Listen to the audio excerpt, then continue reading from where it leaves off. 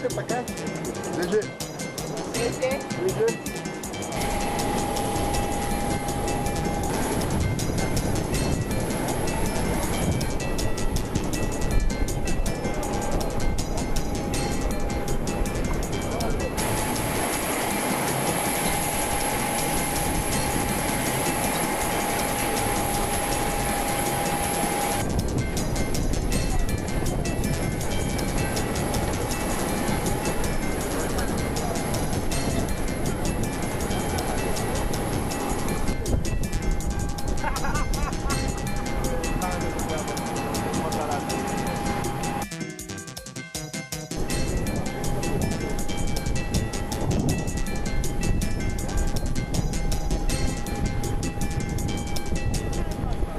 Je souhaite nous bon retour et tout profiter, féliciter nous pour le comportement.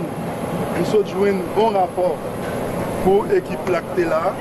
Nous pas fait Haïti honte. Et surtout mesdames, nous jouons un rapport colonel la Sodim. Je dis le comportement mesdames est très bien. D'après ça, instructeur dit nous. Et je tout profiter pour me dire nous bonne fête. Bonne fête, je dis à ce 18 novembre. C'est une raison qui fait nous souhaiter que le contingent ça, 150 ça, les autres transformations, et ça nous autres pour nous finir dans l'unité qu'après les gardes nationales qui n'a gagné en dedans force d'armée. Et c'est une raison qui fait moi souhaiter nous venir aujourd'hui. Normalement c'est demain que nous allons rentrer et nous discuter avec la coopération ambassadeur, je discuter avec l'attaché militaire là, je discuter avec le colonel Medo, et nous d'accord, dans l'occasion ça, il faut que nous rentrons, venir joindre notre frère d'âme nous, qui est ici, pour nous capables de célébrer ensemble. Ce n'est pas une fête qu'on a fait aujourd'hui, pour nous être capables ensemble, faire une réception et partager entre nous et réfléchir sur la journée ça. Et moi, je dis nous bon retour encore dans le pays. Et puis bonne fête. Nous avons souhaité pour nous qu'un bon comportement ça. Le pays a toujours besoin de nous. Et c'est nous-mêmes qui avons venu le pays. Comme nous connaissons le problème de sécurité, le problème ça a gagné dans le pays. Nous sommes dans l'équipe, dans le monde, avec l'autre toujours, qui apprend l'autre institution, qui est capable de la police nationale pour nous aider le pays à sortir dans une situation difficile ça à lier pour lier. Et je dis encore merci et bon retour, bonne fête.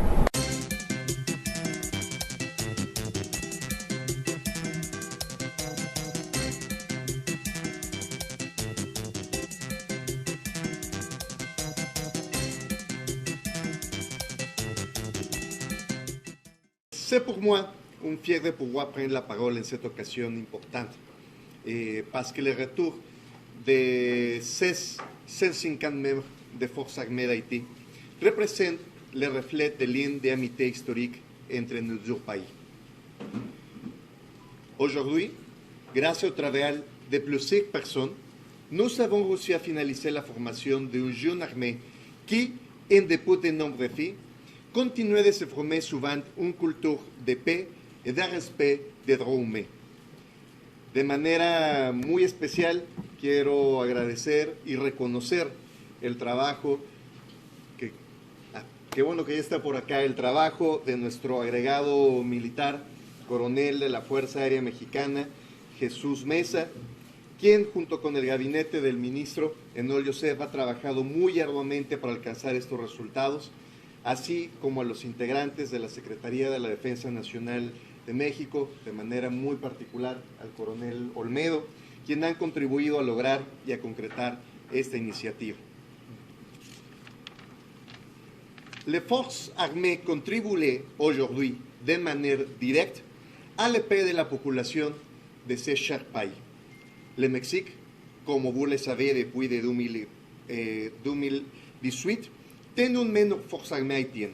En collaborant pour sa formation, convaincu que la solidarité entre nos deux pays frères nous permettra d'atteindre notre objectif. Pas de doute sur ça, Mexique a pour continent si poté Haïti et population l'inan objectif de pour joindre une société qui peut prospérer, puis juste pour qu'à vivre dans la paix. Merci, merci, vive l'Haïti, vive le Mexique et vive la coopération haïtienne-mexicaine. Merci. Je dois commencer par vous dire bonjour, bonsoir et de remercier en même temps la coopération et surtout l'ambassadeur du Mexique, que je salue maintenant, le colonel Olmedo, qui est avec nous, le colonel Messa, et je vous dis merci. Et je dois vous dire que cette coopération ne date pas aujourd'hui. C'est une coopération, comme vous le saviez, et surtout la presse haïtienne. J'ai été ministre de la Défense en 2018-2019. Et je voyais que comme l'armée a été démobilisée, comme je pourrais dire dissoute, mais elle a été démobilisée à l'époque et on n'avait pas encore l'armée.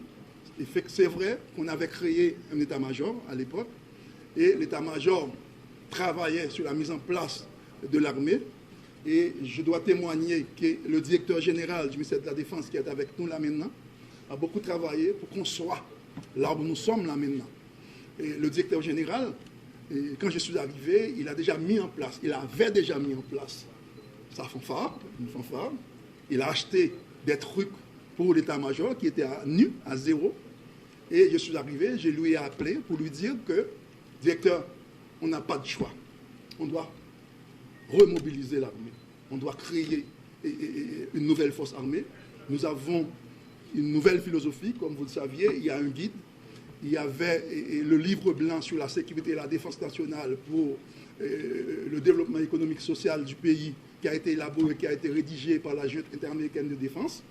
Et je me suis dit, avec lui, avec ce guide-là qu'on a, on pourrait mettre en place une nouvelle force armée. Il y avait, depuis 2015-2016, avant notre arrivée, des militaires qui ont été formés en Équateur, et pour le corps d'hygiénie qui était là, qui travaillait avec eux. Et il y avait aussi des anciens militaires qui prêtaient à l'époque leur service et au ministère de la Défense qui étaient là. Je me suis dit, non, on ne peut pas rester là. Je dois voir nos amis là, de la région, surtout du Mexique, pour pouvoir trouver une solution. Comment pouvons-nous commencer à mettre en place une cohorte, une première cohorte pour les forces armées d'Haïti. C'est ainsi, comme vous le voyez là, j'ai vu une jeune dame là, qui est derrière moi. Et elle faisait partie de cette promotion. J'ai été au Mexique, à l'époque, je profitais de l'occasion qu'il y avait une conférence des ministres de défense de la région, et je suis parti au Mexique. J'ai été rencontrer mon homologue mexicain de l'époque, et on a signé un accord de coopération pour la mise en place de cette nouvelle armée. Et effectivement, sur notre demande, et le Mexique a envoyé des instructeurs ici pour former 250 premières promotion, c'est la première promotion, 250 jeunes militaires, c'est la première, mais ce sont 150 de ces 200 qui sont revenus aujourd'hui et maintenant qui reviennent du Mexique pour la formation de la garde nationale. Et avec ça, on continue avec la coopération et avant, le Mexique commençait à faire des séminaires pour nous sur les droits de l'homme, l'équité des gens et autres, et ils ont formé pour nous aussi des cadres. Nous avions des cadres du corps du génie. Ce sont des cadres médecins, agronomes, ingénieurs, d'autres techniciens ont été au Mexique et on a pris la décision pour que ces gens-là qui partent pour la coopération, ils étaient des Roussiers au Mexique et on a respecté la parité. Il y avait 7 femmes, 7 garçons qui ont été au Mexique et prendre la formation de cadres qui sont revenus comme officiers et lieutenants et aux forces armées d'Haïti. Donc maintenant, je profite encore, il y avait, heureusement, on continue avec la coopération, et on a été au Brésil à la même conférence des ministres de défense des Amériques, et j'avais profité pour revoir mon nouveau homologue et pour discuter avec lui de cette formation de la garde nationale. Je lui ai dit, nous voulons avoir, il y a un petit problème de notre armée, il y a un problème de sécurité. J'ai exposé dans mes propos lors de cette conférence la problématique de sécurité en Haïti et en bilatéral, je lui ai expliqué la situation. Il m'a dit, comme le Mexique avait formé 250 jeunes pour nous, donnez-moi 200 ces 250, je vais leur donner une formation spéciale pour pouvoir aider à contrer ce problème d'insécurité. Et c'est ce qui a été fait. On ne pouvait pas aller coordonner les 250, comme vous le saviez, on en a besoin pour le pays. Je lui ai dit qu'on pouvait envoyer 150.